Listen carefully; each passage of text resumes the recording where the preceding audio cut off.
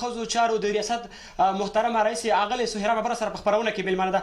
قدرمنو لیدونکو، په افغانستان کې د مختلفو اداراتو یا انجوګانو د خوا نه د ښځو په وړاندې تاوتریخوالي د مخنیوي لپاره ډېر کارونه شوي دي، خو ځینې داسې پېښې وې چې ساری نه وي په افغانستان کې یا په ټوله کې په کونړ کې داسې پېښې ترسره شول چې ولسونه یې حیران کړه. تاوتریخوالي دغه لړۍ ورځ تر بلې لا هم غځېږي، که څه هم چې مختلف اداره د کونړ ولایت د ښځو چارو ریاست تر څنګ دي نورې همغږي چې کوم مؤسسات یا انجوګانې یا هم کار کوي، خو بیا هم ځینې وخت درنو لیدونکو داسې پیښې کېږي چې ولس هم حیران شوی وي چې دغه پیښو لاملونه څه دي او څنګه کولی شو دغه پیښې له منځه لاړ شي. تر اوسه پورې د کونړ ولایت د ښځو چارو ریاست څه کړي په دې برخه کې؟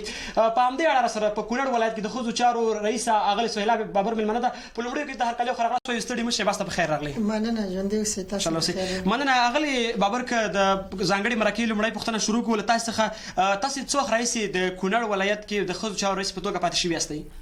مننه. زه کونړ ولایت د ښځو چارو په ریاست کې تقریبا زما 1 کال او 3 میاشتې وشولې چې خپله دنده سرته رسوم. ډېره مننه. که په لومړیو کې راته ووایئ چې د ښځو چارو ریاست نور کوم مسؤلیتونه لري، که تاسو یې واضح کړئ لیدونکو ته څه کوي د ښځو لپاره په کونړ کې؟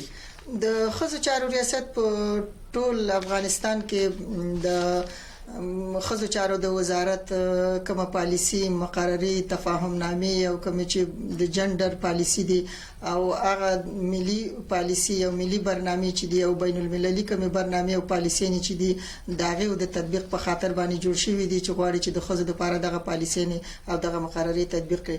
او دغه شان د خپل اداراتو سره چې هغه زیدخل او زیربط ادارې دي دغه سره خپل همغږي کوي.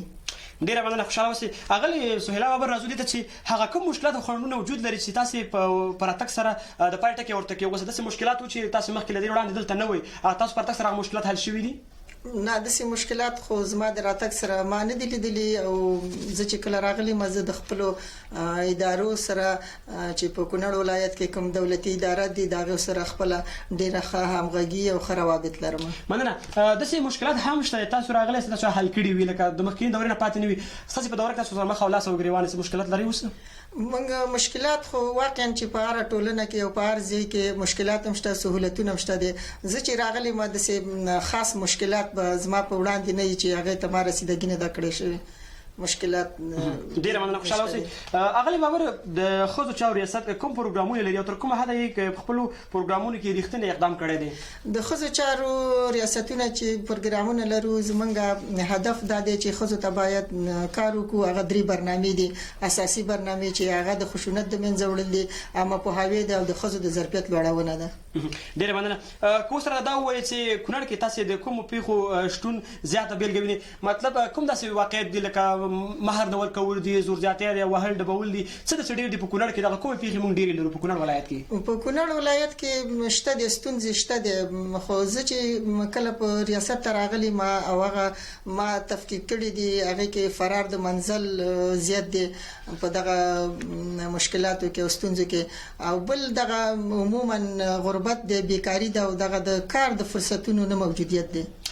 مننه. تاسو ویل چې دغه برخه چې مطلب د فرار دی او د منزلونو ځان غورځول دي، د دې د مخنیوي لپاره داسې اقدامات نه دي کړي، یا پوهاوی یا غونډې یا د مختلفو رسنیو د لارې دغه مخنیوي لپاره څه نه دي کړي؟ کوم ګامونه؟ ولې نه دغه ناوړه دودونه مخکې نه ډیر زیات رواج او د دې په مخنیوي په خاطر باندې موږ ډیر تدابیري او وقایوي پروګرامونه لرو چې دغه د منع خشونت 15 ماده په اساس باندې موږ د خشونت غونډه لرو چې د والي صاحب ریاست د لاندې په میاشت کې یو دفعه جوړیږي. په هغه کې دغه ټول مشکلات چې دي دغه ټول مشکلات موږ حل فصل کوو او تر بحث لاندې نیسو. مننه. تر دې تاسو د ښځو چارو د رئیس په توګه پاتې شوي یاستئ، داسې کومې قضیې سره مخامخ شوي یاستئ، تاسو ته ګواښل شوي یاستئ یا درته د کوم چارواکي لخوا ګواښ شوی وي؟ داسې کومه قضیه لري؟ نه، داسې قضیه موږ نه لرو. هره قضیه چې موږ ته راغلې ده هغه موږ د منځګړۍ د لارې نه د مشرانو په مشورو باندې حل کړي دي.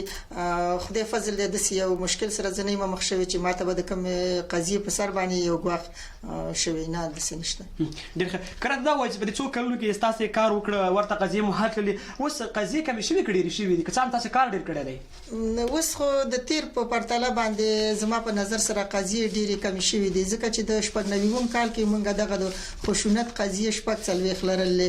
د تیر کال په پرتله باندې د خدای په فضل سره او د خلکو د عامه پوهاوي په ذریعہ باندې چې ډېره عامه آګاهي شوې ده، دغه ذهنونه فکرونه روښانه شوي دي. نو اوس د منبر د لارې چې کوم مولوي صاحبان واعظ او نصیحت کوي د ښځو حقوق بیانوي نو ډیر ښه تاثیرګذار دي او ډیر ښه تاثیرات کړي دي. نو دا علت دی چې په دې کال کې موږ قضیې ډېرې کمې لرو. ډیره مننه. تلویزیون قدرمن لیدونکو ورزو د خبرونې په دې برخه کې لنډه د مخلو له دمه وروسته موږ سره اوسئ.